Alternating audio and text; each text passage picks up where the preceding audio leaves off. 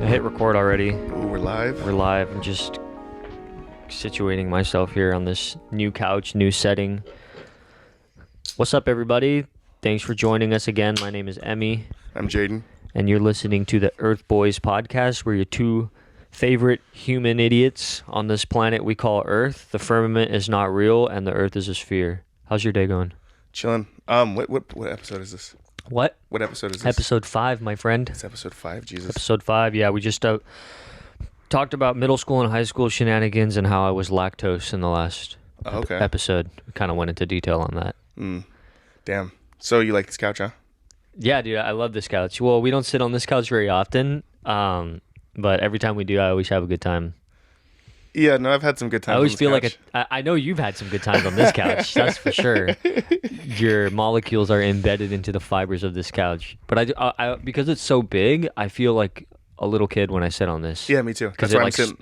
I can lean back all the way and still be super comfy. I'm literally hitting the crisscross applesauce, and I'm a pretty big dude, and like I still have more room. You still have a ton of room there. Yeah, I actually lost my virginity. Like we're almost right there where you're sitting. Yeah, I know.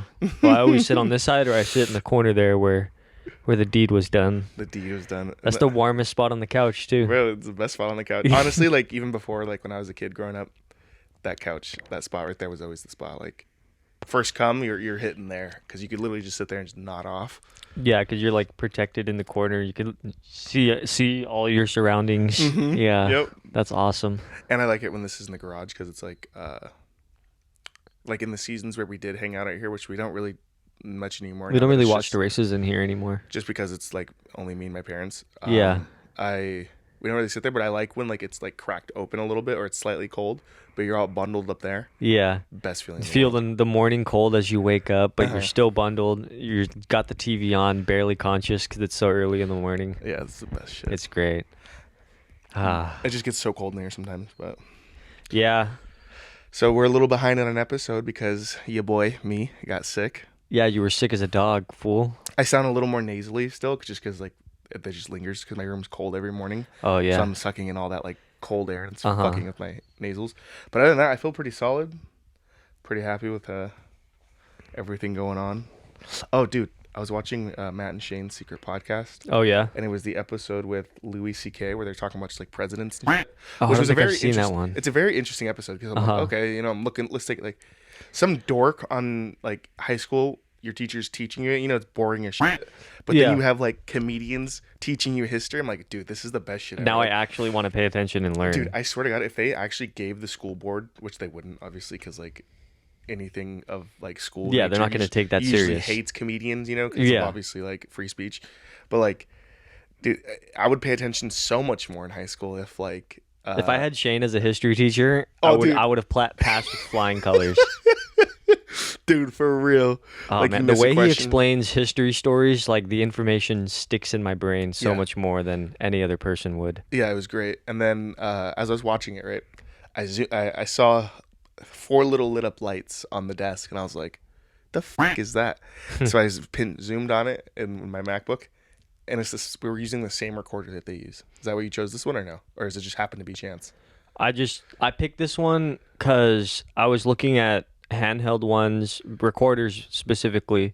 Well, first I was looking at like your basic audio recorder that you just leave there and it just records the ambiance, but I didn't want that. I wanted a direct input. Mm-hmm. And I seen one that had 2 inputs only, and I thought, okay, that would be pretty good because I think it was like $89 or something. Yeah. But then I figured, the other one has the knobs on it. It has the sound buttons and all that shit. And then also, this one does 4 people. Yeah. So in case we ever want to interview someone, I don't have to buy a whole nother separate thing. Yeah. Just to get a 3rd person or a 4th person on here. Yeah, that's dope. That's the reason why I picked it. And it just looked cool. And all the reviews, all the videos I seen, people always talked about it as like the best thing you could get for that price. Uh-huh. And it was always like 4.5 star, 5-star reviews. So I just went ahead with that one. And the other thing that interested me was the fact that you could plug it into an external power. And like have it run that way without batteries, because I'm not going to put 2 alkaline batteries in there and have only 9 hours of battery life. Yeah. And we don't even record that long anyways, so what's the point? Even then, I have the external right here, and like, I think it's been on for maybe 10 minutes now. 10 minutes now. And I haven't even dropped a percent. So. Yeah, so the thing will power it perfectly. So that's the reason why I bought it. It had the little extra bells and whistles on it, so that's why it was a little more expensive, but definitely worth it. I've seen a lot of people use it. Yeah, no, I just thought it was funny that I was like, dude, I recognize that fucking little thing. Yeah. It was weird to see like quote unquote professional podcasters, but like they're just normal ass fucking dudes. Yeah, just regular dudes, but like, you see it on the table or like something, and you're like, oh yeah, we got that. Yeah. I was like, yeah, you guys, we got that. We got that too. We know how it works. Hey, we're out here, dog. We are out here. Not to like talk about our own podcast on the podcast, which is crazy, but like the way you edit the audio and stuff, like obviously this thing records very good audio, and then obviously you're editing like the pass-through filters and all that, and then P filter, right? Like it's so weird to think that this podcast has like the audio quality of something big, you know what I mean? Oh, right. Even though we're only on our 5th episode. Luckily I kind of know a little bit about EQ. With my fucking around with Logic Pro a lot. Definitely more so than I know. Like you know way more about audio. If I didn't know really how to work the digital audio workshops, I don't think it would sound it would probably just sound normal, and you just have to deal with the extra sounds or whatever. It'd just be a thing. Yeah. I think for us, since we both listen in for little details, like it'll bother us if we notice something slightly off, right? But yeah, I like that I can go through and make it sound a little better for the viewers. No, it sounds great, honestly. Yeah, thank you.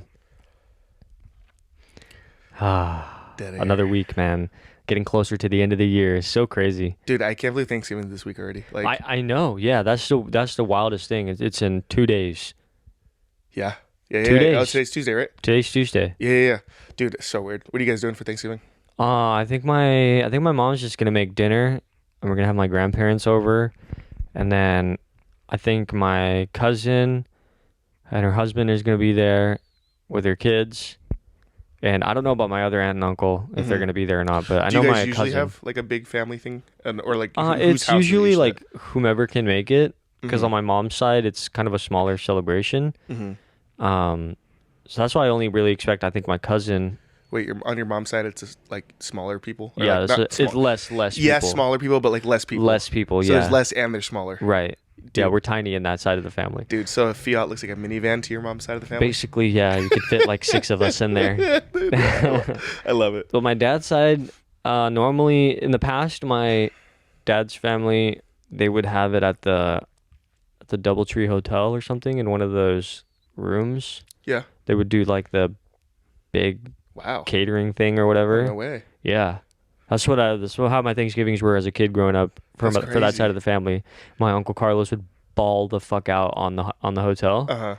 And we would all go there and have the hotel Thanksgiving. Oh, that's dope. Yeah.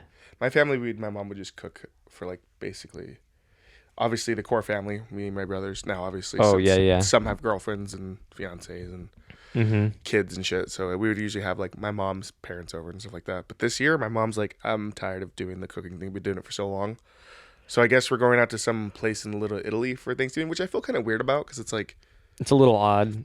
As a server, we both know how cringe it is to go out on Thanksgiving Day. Yeah, which is like, I was buying groceries yesterday and I was leaving and like this is the McDonald's right there, and the McDonald's was proudly advertising open on Thanksgiving Day, and I'm like, fuck you guys. That sucks, dude. Yeah, but then also it's like one of those things where like they probably know what they're getting into in a sense if you're working on Thanksgiving, because you know they're probably making a killing.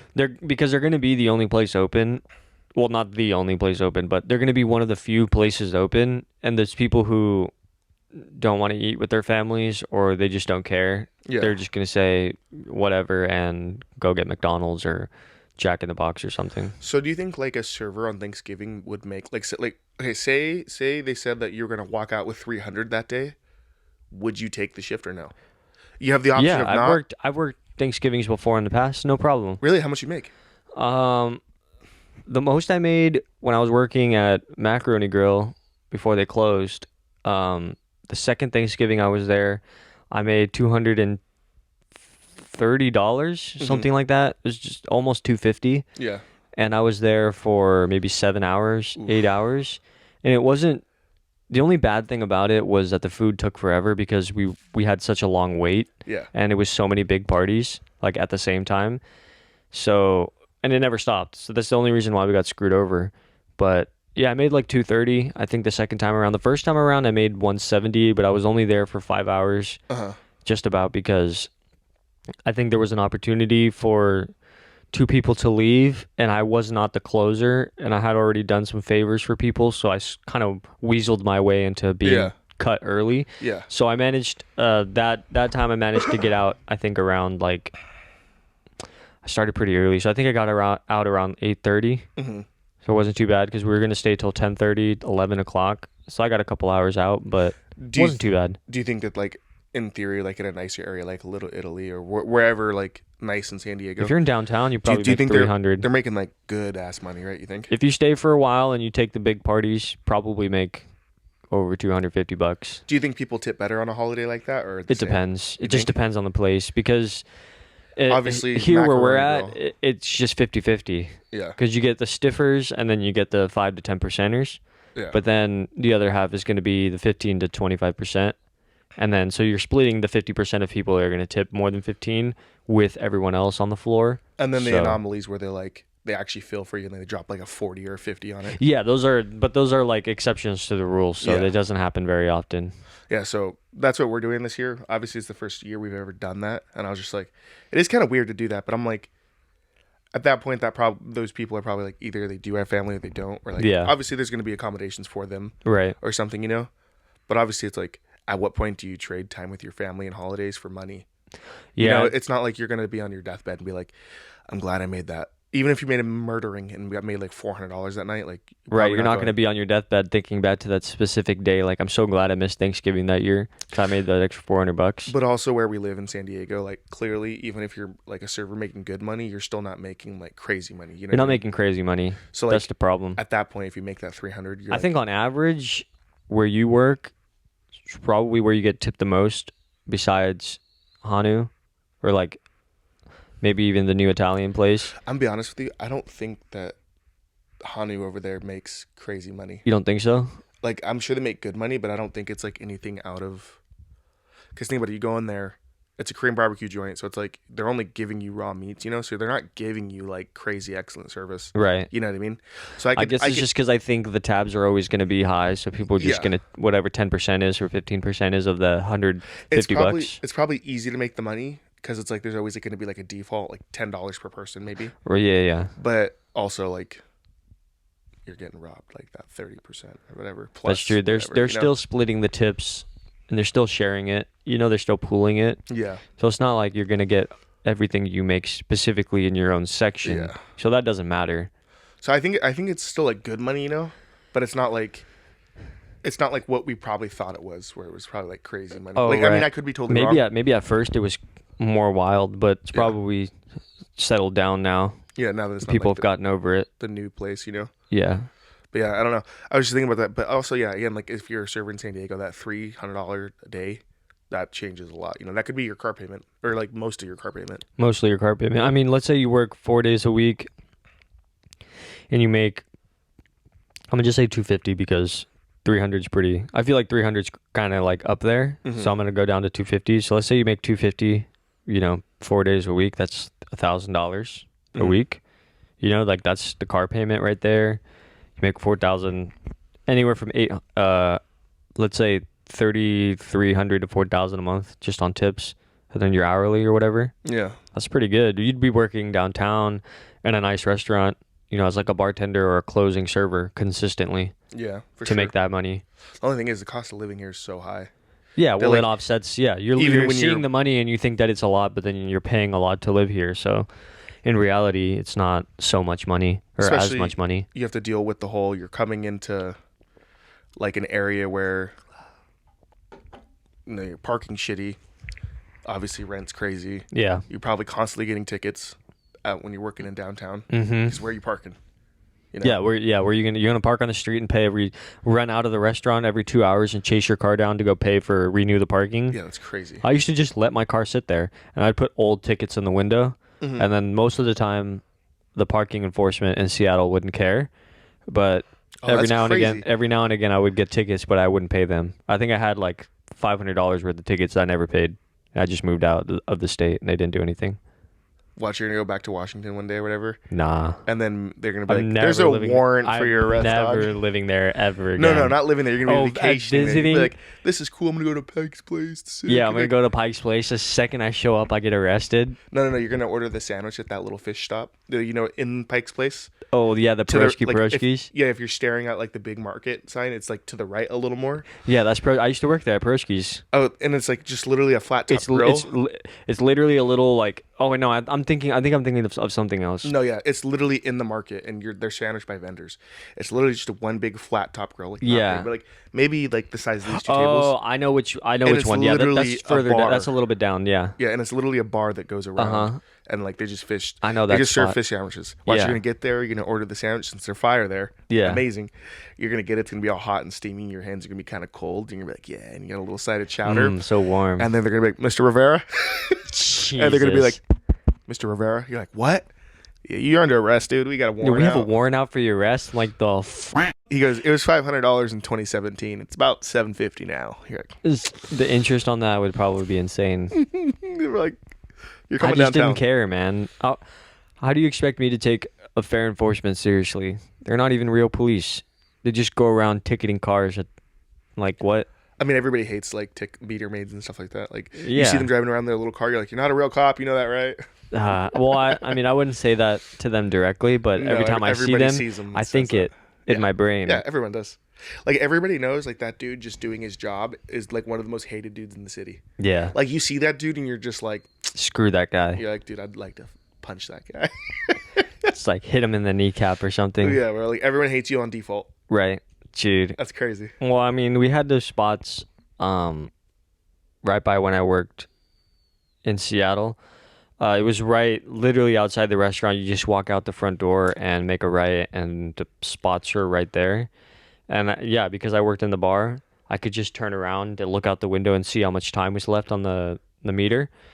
And so not every time, but a good amount of the times I would pay for 2 hours, and then during my shift, I'd be like, all right, be right back, guys. Go outside, rip half a ciggy, pay for another 2 hours, and that's like, okay, I got 2 more hours until I got to leave for my shift or whatever. So I go back inside, do my thing, come back out. Most of the time, did not have a ticket. Sometimes I had a ticket. I just ball it up and throw it in the ground and then drive away. No way. It's just like nothing happened. Why would I pay for that? That's bullshit. That's crazy. To pay for parking every 2 hours? You're lame. Yeah. You're lame. Well, I know in San Diego, I think it's like OB or PB or whatever, they're making all like the free street parking all paid parking now. Yeah, they're trying to squeeze every single cent out of you. Yeah, which it's like, gross. It's just funny where it's like, well, maybe like it'll free up some of the spaces that people aren't going to be like going like pulling up, or you guys can start just Ubering. You know, it'll be easy. It's like no one wants to pay. No one wants to Uber. I want to drive my own car to go places. Yes, and I want to park in public without having to pay. That's lame. That's super lame. Because not to mention, I mean, gas prices, everything. It's just one of those things where it's like, dude, how much is California going to tax everybody? Like, obviously, we have for what records leaving, leaving the state. You know? Oh yeah, the record numbers of people that are leaving the state. That are leaving the state, and it's just like, just every little thing is just being taxed so heavily. It's just crazy. Yeah, people are going to Bend, Oregon. They're going to Texas, or they're going to Florida. Yeah, those are the three places. I think even now it's like people are going to like Nashville too. Like I hear Nashville's awesome. Tennessee, yeah. Yeah. I haven't heard that so much. Not as much as I've heard Texas and Florida, only because like comedians and like famous people are like all moving there now. So that's like the talk of the town. Which one? What do you mean? You said what? Like, you said comedians are moving there. Which one? Yeah, Shane Gillis. To where? They went to Texas. Oh, okay. Him and Matt. Yeah. I thought you were talking about Tennessee. I was like, what? No, not to Tennessee. I think Theo Vaughn lives in Tennessee. Oh, okay. That, I mean, I'd believe that, yeah. Yeah. That sounds about right. But yeah, because more celebrities just recently that I've heard are making the comments of them saying that they're moving too. Oh, yeah. The whole thing with the comedy scene is obviously clearly Joe Rogan didn't like what was happening during the Panda Express, you know? Oh, yeah. And he left. And obviously him signing that massive Spotify deal, like, why would you say his deal was $100 million, which it's like Why would you pay taxes on that? Why would you want to pay 45%, 45 million to the government for no reason? Hell no. And then they're gonna squander that money and put it in their pockets. Yeah. Or spend it on some Or on other bullshit. other dumb shit. Yeah. Yeah. And so like clearly he was like, dude, Texas, he's not going to take that massive $45 million hit, which you don't need, but it's obviously I think just the principle of it. Like, Right. That's just money that you earned, that you deserved, right? That you full on earned yourself getting that deal, whatever. Like staying consistent with your show, being having a very popular show. Yeah. You earned that money. Yeah. Why would you give half of it away? No, definitely When not. it's not even going to be used for something that's gonna help the community or Yeah. help people around you. I think it'd be different if like, okay, you get taxed 20%, but 5% of that 20% that was taxed goes immediately to funding resources or communities or people in need or something like that. I'd be like, okay, fine, take my taxes, whatever. Then I know at least a small percentage of it is actually making it to the people, rather than it just being tossed into a black hole. For sure, yeah. But yeah, on it. Well, but also like we've spent time looking at places in Texas here and there. Like when we send each other Zillow stuff. Oh like, yeah, all the time. There's a reason why people want to go there, and obviously it's not like perfect weather like it is here or whatever. In certain areas, they still get hurricanes and storms and all that. Yeah, but also it's like, I mean, I get it though. Like, have you seen the houses look crazy? I've looked up other places in Texas. The property values are pretty good still. I've looked up land in Wyoming. Like I still want to always own. I want to own something there. Yeah, having your own homestead. I mean, I think the biggest issue I think is when people say they want to do that. I'm not saying that you don't understand that it's a lot of work, but I feel like other people who just move out there on a whim, right? And they think that they're just going to do it and get by. Yeah. They realize it's actually not that it's, how do I say it? It's not that it's easy to just go out there and live if you have the money, because if you have the money, you can do whatever you want. Yeah. But it's still not easy to just, have a homestead and like work your land and build your house and be sustainable on your own terms, right? However you want to on your land. It's still work that you have to put into it. And I think people just forget that there is that other side of the coin. Like you do have to put in a lot of work if you want to live that way. But the benefit is you don't have to pay taxes. You own your property. You own your house. You can do whatever you want on your land. So there's trade-offs there. Yeah, you also got to remember, I'm looking for it when like I do have more money. But also you got to think about it. We're used to living in California. Yes. Like, bro, like you're buying that whole homestead for like $300,000. Mm-hmm. What do you buy for $300,000 in San Diego? You literally buy a two bedroom tiny ass house that's been squeezed onto the backside of a lot in like Old Chula or something. Yeah, and you're sharing like what's it called, the alleyway with another small ass house. Yeah, on the same property. Yeah, it's terrible living. Like that's why it's one of those things where it's like I don't know. Like obviously Wyoming's just one of the ideas. It could be somewhere else. I don't think I'd want to live in Florida just because they get massive hurricanes. There's always something bad going on there. Yeah, there's always chaos happening in Florida. Well, that's what I mean. That's the trade-off. Yeah. There's ups and downs for every decision you make. Yeah. But that's just how life is. So it's really not that big a deal. You're still going to mind your business and do whatever it is that you're going to do. So when you do have money, then yeah, that's something that you could consider. Yeah. It's got to be somewhere that has garage space though. Yeah, you have to make like one of those big like hangar garages with the big 10-foot door or the 12-foot door, so you can park huge ass vehicles in there and just do work on whatever you want. That'd be pretty cool. That'd be sick. Yeah, it would. Man, living out there would be crazy. I almost considered I entertained the idea of like if I came into money like that, like ridiculous. I had the thought of straight up just go to Switzerland, buy a bunker inside of a mountain, and then just stay there. Or you could just do it just do it like Fallout Vault style. Yeah. Or you could just go to Monaco. For Monaco, you need $500,000 to put into a bank. Yeah, but that's along the water, dude. You get freaking drowned there. That you're allowed to use at some point, Yeah, that's assuming like something like crazy happens. Well, I am assuming something crazy is going to happen. Yeah, so I had to go into the mountains in Switzerland and find my vault there and just hide. And then the second the earth starts to shake, you're snowed in forever. And then I'm buried in there and I die and I never come back out. Yep. Yeah, where are you going to drive your cars, buddy? Nowhere. Where are you going to drive your McLaren? Was it P1? Yeah, nowhere. I wouldn't drive it at all because I'd be inside of a vault. Stupid. Growing my own food and not going outside until the air is breathable.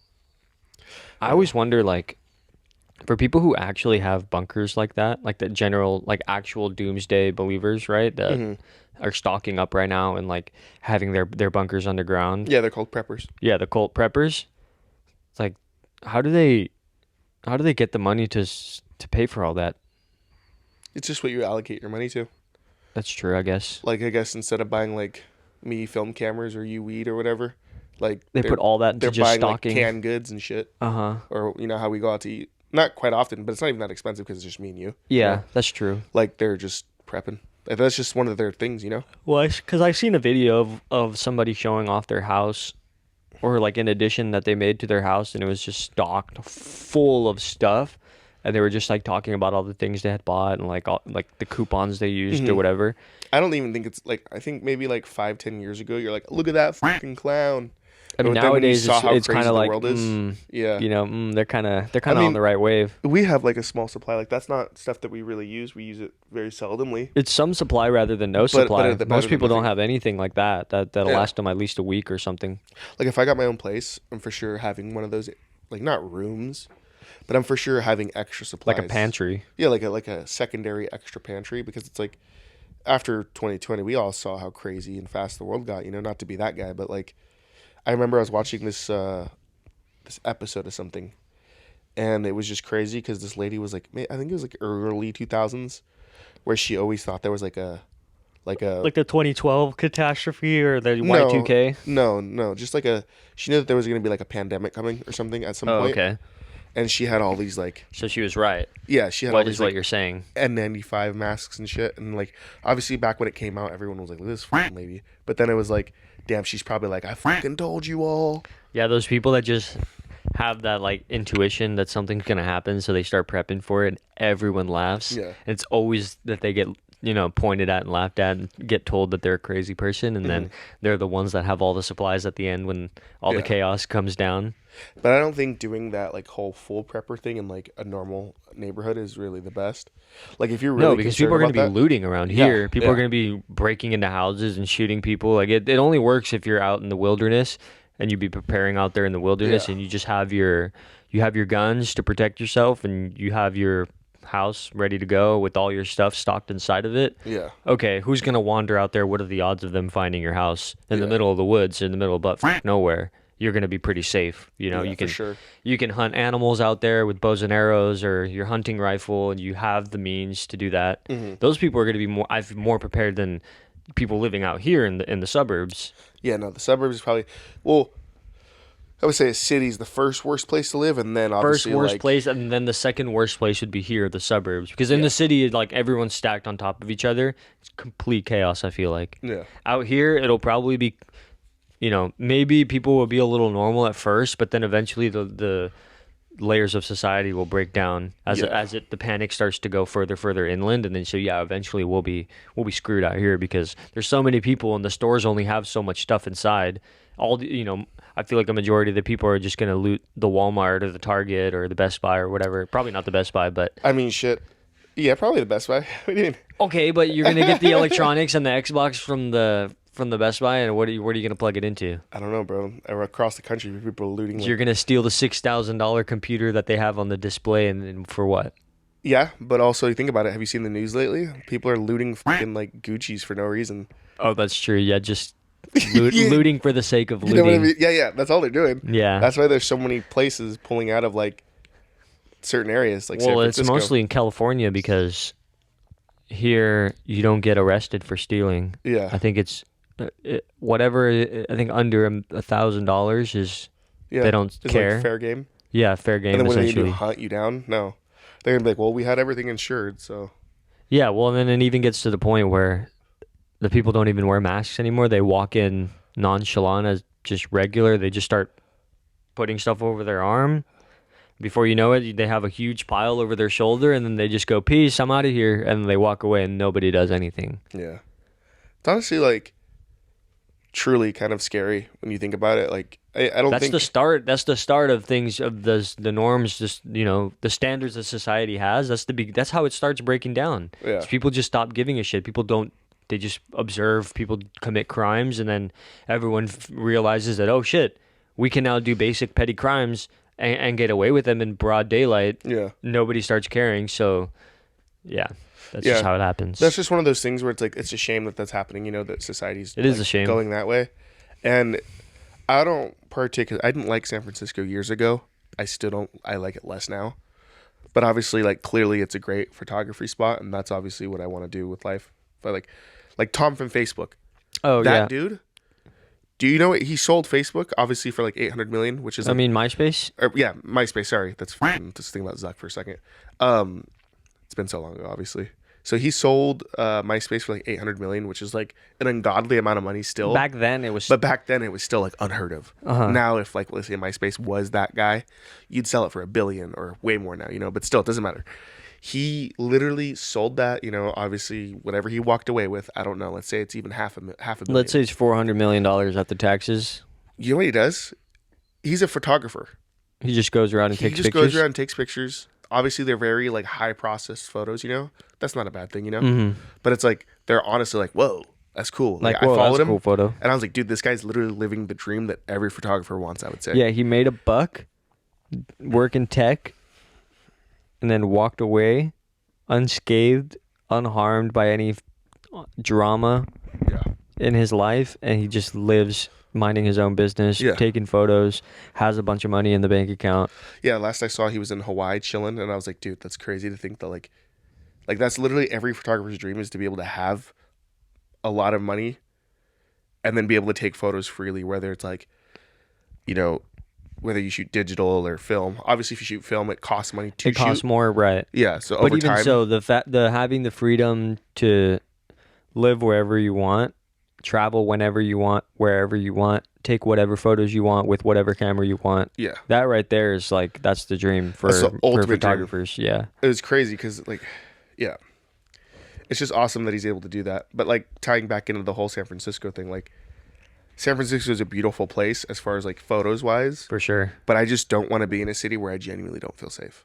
Yeah, it's horrible over there. Like I thought it was a little sketch back like in 2016 when I went, you know, I was like, ooh, this is kind of weird, you know.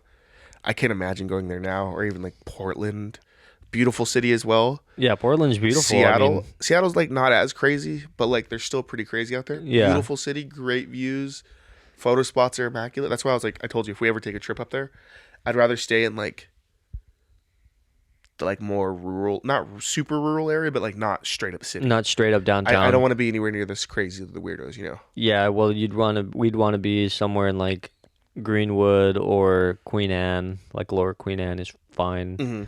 Fremont's a little weird. I gotta get me some dicks though. Oh yeah, we need dicks for sure. Dude, that spot is so fire. Yeah, we can go get some dicks. I saw somewhere they were talking about a pod and they mentioned it too, and then they said it like that. Obviously, people in the comments like, "What are you talking about?" But I was like, Dude, the I know burgers it. at Dicks are so good So though. good, bro. And I mean, shit. When we go to visit, yeah, we just have to be careful. And my only real like horrible city experience besides being here in San Diego, like when we went to walk around downtown, you know, we kind of seen a little bit of it there. Yeah, But in Seattle, I mean, it was every day. I worked downtown at two separate jobs, two separate places, you know, just maybe 8 blocks apart, Yeah. 6 blocks apart. And it was like, it was bad from First Avenue all the way down to like 4th or 5th. And then it just goes, you know, north to south as far as it goes, east to west. yeah. It's just, you know, bunch of Just city homeless shit. people out there, a lot of drug activity, a lot of weird stuff happening, a lot of people ODing on the sidewalk. I mean, it's just really sad because the worst I seen was that when I worked at Buffalo Wild Wings, we had a bunch of people who would come in and with the change they had, they would buy like the smallest thing that we had on the menu, the cheapest thing, Yeah, and they would sit outside and eat. And then they'd come back in, show us the receipt, and ask to use the bathroom. And I was like, okay, I just seen you buy something, so yeah, go ahead, use the bathroom because you're a paying customer. yeah. They'd go down there and be down there for 30 minutes. I'd go down there to check, and they'd be passed out in the stall with the needle in their arm. And I'd have to tell the manager, and they'd have to call the EMTs to come take them out. I mean, Yeah. there was a fire station just up the road some ways, and so they would be the first responders whenever somebody would do that. But it was not a daily occurrence, but it was like 2-3 times a week. That's crazy. Yeah, so it's just it made me realize like, wow, as a whole, the city experience is terrible. A lot of people are suffering in cities. Yeah. Because also the thing about cities, or like, have you ever been to New York? No. I've never been to New York either, but it's one of the places I want to go so bad, obviously, because Mm-hmm. Casey Neistat has romanticized it. New York is that place, and creatively, it looks like a great place to be. But in reality, like, yeah, you are with like literally the people that don't have two pennies to rub together are on the same streets that like mega millionaires Exactly. It's just walking. so backwards because, you can look at two separate people and see that they're just as human as each other, but one is living in squalor and the other one's got, multi-million-dollar penthouse on the top floor of the building. Yeah, but I mean, I'm not hating on the millionaire Oh no, though. I'm not hating on the millionaires. I'm just saying that like the difference is so night and day, and it's crazy that two people like that, it's separate spectrums They use of the same doors and they use shit. the same doors. They use, they could use the same public bathroom. They could visit the same McDonald's on the corner, but they're living two completely separate worlds. And that's how like non-city areas are. Is like obviously in the suburbs, like you're not really next to like the people that are in the class below you or way below you. You know, like clearly neighborhoods are separating. That it's like almost a filter system, whereas like a city doesn't have a filter system. Yeah. There's like obviously it's like the separation from Section 8 housing to, mid-level apartments to like the nice Well, they try townhomes. to integrate them in California. They try to like a certain percentage of like the building has to be like a Section 8 or like Well, that's a, how it a is low over by the income. high school down Yeah. the ways. Which is like I get it, but then also it's like, could you imagine if you're paying 4,000 a month, and then this person's like, yeah, I'm paying 700. You're like, That blows. fuck. Yeah, fuck me. Yeah, fuck me for doing good. That's I guess you know. Yeah, it's just the way that it is in California. When I was living in Bend, Oregon, it was way different because Nice area too. there was only like, I'm just gonna say a number. It's probably gonna be wrong, but I probably only seen like 12 homeless people Hmm. when I lived in Oregon, in Bend at least, not in Portland or any other places where they probably frequent more. And we're more up in the mountains in the east, so there's obviously less people Yeah, out there, and it's a because you gotta smaller survive town. that. Yeah, but still, it's like you can tell the difference between like a city that has way less of those types of people versus like a city that has a bunch of them, Like San Diego now. like San Diego does now. Yeah. Yeah. And it just makes me feel bad. Like, obviously, I'm an empathetic person, so like, I just can see someone's situation, recognize that it's bad, and then feel a little bit bad for them. But it's not really much that I can do. Yeah. Wild times, man. We're living in a wild world. I think, and it's not just because of this, but I think that we're reaching the end of a time period when the status quo was set a certain way. And I think that old world or that old way of living is dying because we're going into a new way of living now. Yeah. Whereas like the standards are changing, the way people view each other are changing, Mm-hmm. the way we view how we live inside of a house is changing. Like everything is changing around us. Technology is just so advanced now that we have to leave that old standard way of thinking behind. Like you can't buy a house for $50,000 anymore. No. You can't buy a car for a couple $1,000s anymore. You can't raise a family of 4 or 5 off one salary anymore. Things have to change. And so I think that it's just the growing pains of society as it advances and transforms into something new. We just have to deal with the growing pains of doing that. Do you think that real estate wise, like pushing into the micro apartments or the small houses, do you think that is a solution or no? I think in a lot of places it could be a solution if it was truly rent locked and affordable, because you can have all this talk about. No, I'm not talking about rent. I'm talking about like you buy the place, like it's like a mortgage, Like buying a micro, like actually buying a micro apartment and like. or like buying like one of the small houses. Like say if the house is like I don't know 600 square feet, but it's like a neighborhood of them. Do you think I don't know. do you think that's solvable? Like that's a solvable thing, or do you think you end up having like little trap houses essentially? Because like the mortgage I think is so small. at that point it would be a mix, because you can't have people thriving in a society because it doesn't matter where they live, right? It doesn't matter the size of the house. Like, if they can't afford it and they can't grow out of it, or like, continue to stack up profits onto like when they're living a certain way, and then yeah, it's going to create a bunch of problems. It doesn't matter I think like say you bought a small house or whatever, like not like a tiny house where it's movable, but like it's literally a small foundation. It's like a house. Like, say it was even the size of this like main part of the garage, or maybe even a little bit bigger, and it was like an official house. It was like really skinny, but it's like maybe 2 stories or something. Say the house costs like 150 grand.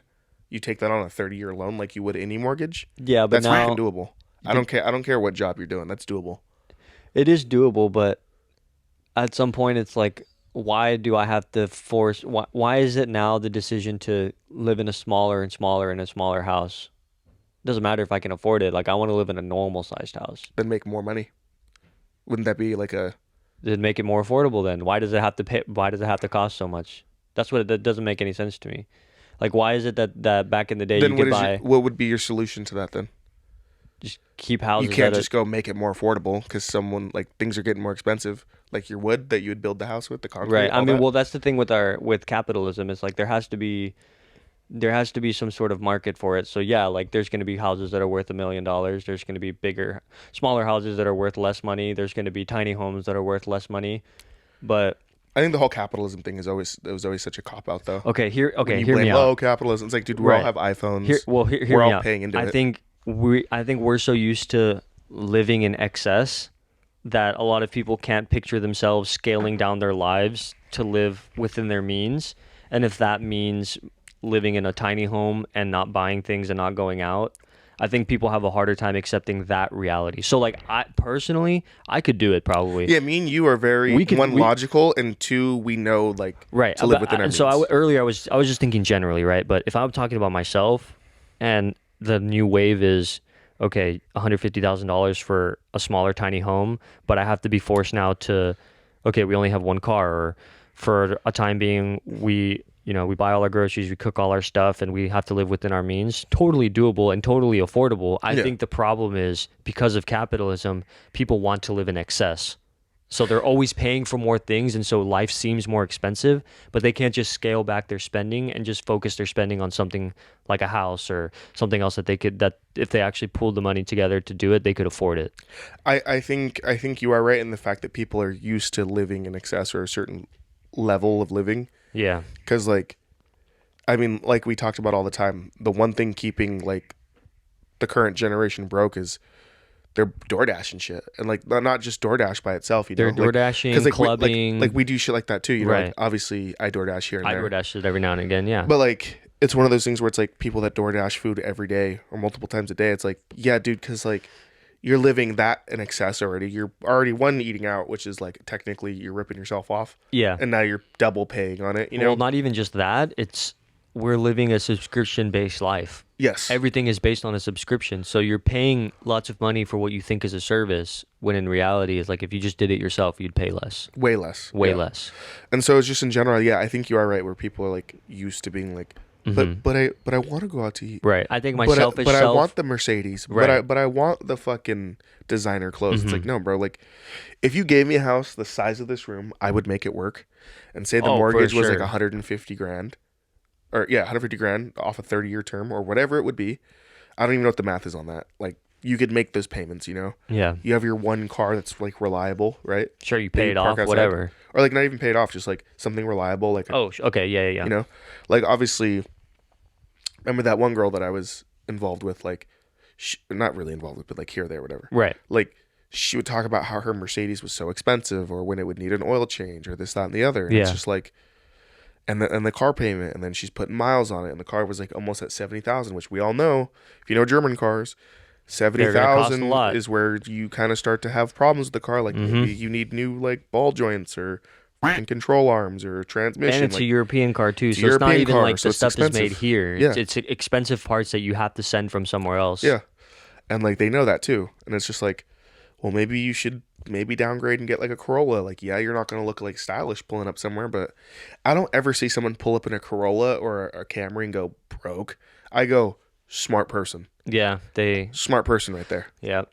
I mean, one of my coworkers, he got a new car recently, and the new car he wanted was a Corolla purely for the fact that it was a good deal, and that he didn't want to spend the money on because he originally wanted the two-door Honda, the R-Type. Mm-hmm. You know what I mean? Like, I mean, and a Honda's a Honda, so they'll last for a while, and they're good cars, and you can get parts wherever. So it's not Yeah. that expensive for maintenance. But he wanted a sportier car, Yeah. and he's like, that's something that I'd always wanted. But realistically, like the Camry's gonna do me better in the long run. Yeah. So that's what he ended up spending his money on. Now he's happy. Yeah. So 100%. Like, especially if you're younger, and it's one of those things where I like for my next car. Obviously, I personally have an old BMW, but also I didn't go pay for it and put like a. I didn't go put payments on it, you know, like I didn't go buy the new. But even BMW. even your car, the year that it is, it still costs almost an arm and a leg to get stuff done for to it. get stuff it done. Doesn't matter. Yeah, like, yeah. Like even But though could you even though it imagine- may not be as expensive because it's as new, the price is still pretty astronomical. No, it's still the same pricing to get it fixed, whether it was new or old. It's just that Oh. I can't imagine going to the dealership. Like my car is 2004, so I didn't go out and be like, oh, I want this car. I didn't go to the dealership and go, I'm gonna pay monthly on this car, and then I'm gonna pay for its repairs too. Uh-huh. I don't have car payments since the car's paid off. You know. Yeah. Like it was a one lump sum deal. But like the people that need, oh, I want this designer bag, or I want this fucking, I don't know, $5,000 PC. I want this $7,000 monitor. It's like, you know, to scale down your living, like that whole thing can be done. Like yeah, you can people live. just don't want to appear that they are not doing excessively well. It's like that's not how the world is. Yeah. So I think when you ask that question of like, is it doable? I think it's definitely doable, but because of capitalism and how we've had our brains warped to exist inside of capitalism, you just want more than what you can afford. You just want stuff. I think it's anything human to want nice things though. Yeah, it's humans to want nice things, but capitalism accelerates that because that's just how it works in our country. Like you buy stuff and that's how the wheel turns. Money makes the world go round. It's like you make money, you want to spend money. And sometimes when you're spending money, you want more money to spend, so you fantasize about having more money to spend. Other people take out lines of credit so that they can have that money to spend, but then they can't pay it back. That's crazy to me. That is, yeah, that's like that. Even that's crazy. Like to want money so bad that you're willing to put yourself in debt so you can feel like you have that money. Yeah. Crazy, dude. Yeah, dude. See me, I'm okay. Like even if I'm saving up the money, say my car takes a shit and it's just like not worth repairing, like I'm okay with going to the dealership and getting that like Corolla hybrid or something where it's like, obviously I'd want a car a little bit bigger since I'm pretty tall. Like the Corolla's not that comfortable, but also it's like every time I get in the car, I'll know, all right, well, it's a hybrid. It gets like 50 miles to the gallon. Like I'm saving money, you know? Yeah. Like I'll be all right. You know? Yeah. In the long run, you'll be all right. It's kind of like, you know your style and you kind of know what you like, Yeah. but when you have to settle for something that's economical, you kind of feel like a nerd almost, but at the Yeah. same time, you're like, I'm making the responsible choice, and future me will be very happy that I made this choice. So it is what it is. Yeah, like who doesn't want a BMW M4? You know? Dude, those things are nice. Those things are sick. I'd love to just have one to just drive around. But also, what does the insurance look like on one of those? $600 a month, probably. I'm not going to sell my soul for paying a car like that. And then it's still gonna have the same problems Hell that any no. other BMW would have. Like, No. fuck no. All my cars have been paid off cars. Yeah. The Fiat was paid off. The smart car was paid off. The Ford Focus, or the Ford whatever that I had Was it was Focus? Ford Focus was paid off, and then the Infiniti obviously is paid off. The Subaru, Subaru was paid off. except the deer took that one. Yeah. I hate that deer for that. Bruh, I think out of all the accidents I've been in and all the cars I've wrecked, which is first of all a crazy thing to say, out of all the cars I wrecked, the the Subaru makes me the saddest I'm trying to think. because that was the nicest You one, wrecked the Fiat. You wrecked the fucking Focus. and I wrecked the The Subaru. Subaru. I mean, I guess that one's not really like your fault. A deer jumped out. No, but it still got wrecked. That's 3 cars, right? It's 3 cars out of 5. Fuck. I'm not laughing at you. I'm just laughing And at I the thought almost of like, and I almost wrecked the smart car because I was going down a 2-lane road and I Uh-huh. wanted to pass up a car, so I passed up the car by crossing the double yellow, and I almost went head on into a van. sick. That was dope. That's insane. Yeah. Yeah, I've only had 2 cars, both E46 BMWs. I actually like the 4-door one a lot because it drove like a go-kart, even though that one had way more mechanical issues Yeah. than the one I have now. What I have now is technically mechanically sound, but obviously just all German cars At are its ticking time age and bombs. just, it is the type of car that it is. You know, it's funny. Actually, the other night after I got off work, I went to the drive-thru and just grabbed like a burger, right? Like and the dude there, he was like, "Oh damn, E46 BMW, I like it. It's clean, man." Like, meanwhile, your car's all dusty as yeah, but like obviously he clearly likes that era of BMW. Yeah. But also like his generation probably didn't grow up with that era of BMW. Like when we grew up, we saw those on the streets often. Now they're kind of more like not dinosaurs, but getting there. Well, to him, those are like probably more vintage cars in his mind. Whereas like for us, it was a daily occurrence to see those types. And he was like, "Yeah, man." I was like, "Oh, thanks, man. You know, they're little nightmares to repair." Like I always try to let someone know, like, like there's cars. It's nice, but it's a nightmare. Yeah, it's nice, but like, you better be. It's a lot of work. It's a lot of work. Yeah, it's a lot of money. You got to invest a lot of moolah into fixing that thing. Now, don't get me wrong. When I'm driving it by myself and like I can hear the engine and like I like the way the E46 engines sound, and like I have fun. The driving is great. Like I know, like I've literally been driving E46 BMWs for over 10 years. So it's like I know the car. You know the feel of the car, the sound. I know the feel, the sound. It's like a fun driving experience when you just can listen to it.